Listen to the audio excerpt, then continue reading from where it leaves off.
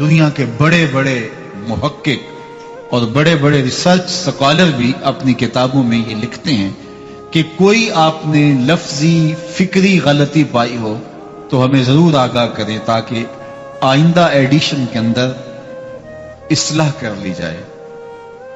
میں نے کوئی ایسا محقق نہیں دیکھا جس نے یہ قولن یا عملن نہ کہا ہو، لیکن دنیا کی واحد کتاب قرآن مجید ہے جس کے آغاز میں لکھا ہے کوئی غلطی ہے تو نکال کے دکھاؤ، ذالک الکتاب لا ریب فیہ، یہ وہ کتاب ہے جس میں کوئی شک ہے ہی نہیں۔ امام شافعی علیہ الرحمن نے ایک جز لکھا اور اپنے ایک شاگرد سے کہا اس کو پڑھ کے سناؤ، تو اس نے آپ کے سامنے وہ کتاب پڑھی تو آپ اس کی کچھ غلطیوں سے آگاہ ہوئے اور فرمایا کہ ان کو یوں بدل دو اور اس کی جگہ یوں لکھ دو۔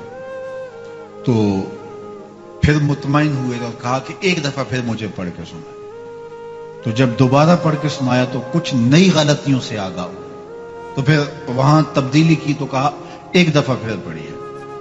تو اس نے پڑھا تو کوئی نئی غلطیوں سے پھر تیسری مرتبہ آگاہ ہوئے۔ بعض اوقات ہوتا ہے ایک لفظ کی جگہ یہ دوسرا لفظ آ جائے تو زیادہ اچھا لگے، تو اس طرح وہ تبدیلیاں کرتے رہے۔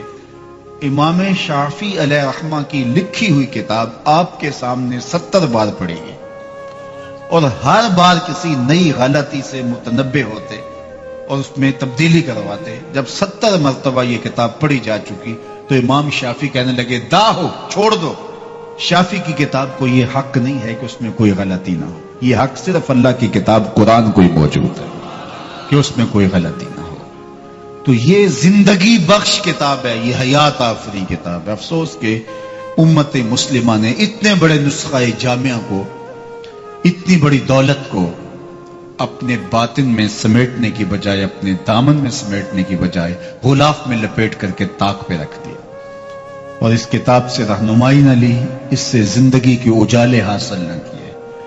اس کتاب کے نزول کا جو مقصد تھا اس کو بالائے طاق رکھ دیا، اور یہ کتاب نازل کیوں ہوئی تھی اس مقصد سے غافل ہو گئے۔ شاعر مشرق، نقاد مغرب علامہ اقبال نے بڑی خوبصورت اور ستھری تنقید کی، بندے صوفی و ملا اسیری حیات از حکمت قرآن گیری، بندے صوفی و ملا اسیری حیات از حکمت قرآن گیری، با آیاتش ترا کار جزی نیست کہ از یاسین او آساں بمیری۔